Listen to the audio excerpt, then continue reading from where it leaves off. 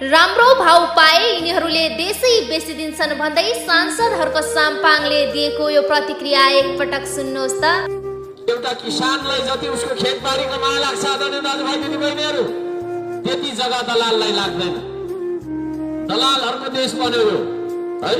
अलि राम्रो भाउ पायो भने त बेची पठाउँ, नेपाललाई बेची पठाउँ, बरु स्विस ब्याङ्कमा ब्याङ्क ब्यालेन्स राखेर ब्याजले चलाउँदैछ भन्ने खालको नेता बनेर हुन्छ यहाँ।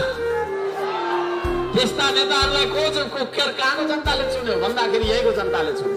देशमा चाहिँ नि कुर्सी पाए भइगयो, मलाई कुर्सी मिलाइदिनुहोस्, म भारतलाई जे पनि बुझाउँछु भन्नेहरू, एमसिसी गर्नेहरू होइन, सिंहदरबारमा तपाईँको चाहिँ विभिन्न त्यो संसद के अरे हाम्रो चाहिँ सम्पदाहरू जले, ती सम्पदाहरू चाहिँ हाम्रो छोराछोरीले जला हो, योजनाबद्ध तरिकाले जल्या छन्। युवालाई राजनीतिक गुन्डा बनाउनेहरूलाई खबरदारी गर्न चाहन्छु। मजदुर बिना बन्छ कुनै देश?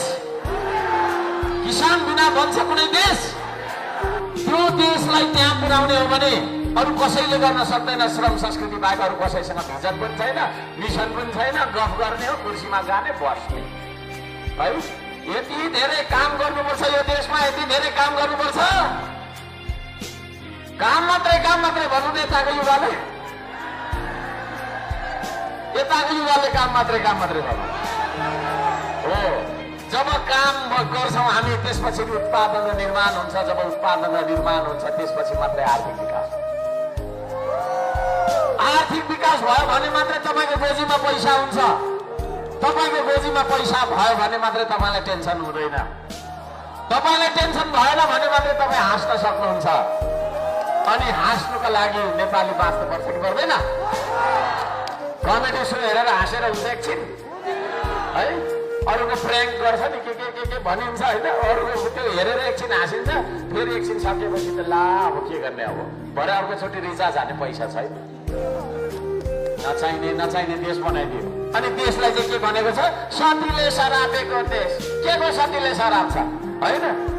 हिमाल, पहाड, तराई, वन जङ्गल, नदी नाला, ताल तलय सारा तपाईँको चाहिँ प्राकृतिक सम्पदाले भरिभरा भएको देश हो त होइन? 125 भन्दा तपाईँको धेरै जातिहरू मिलेर बसेको संस्कृतिले धनी देश पो त यो त होइन र?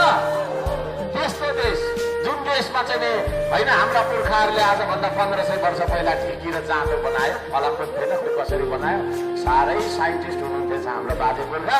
पछि गएर हामीलाई के पढायो सियो पनि बनाउन आउँछ।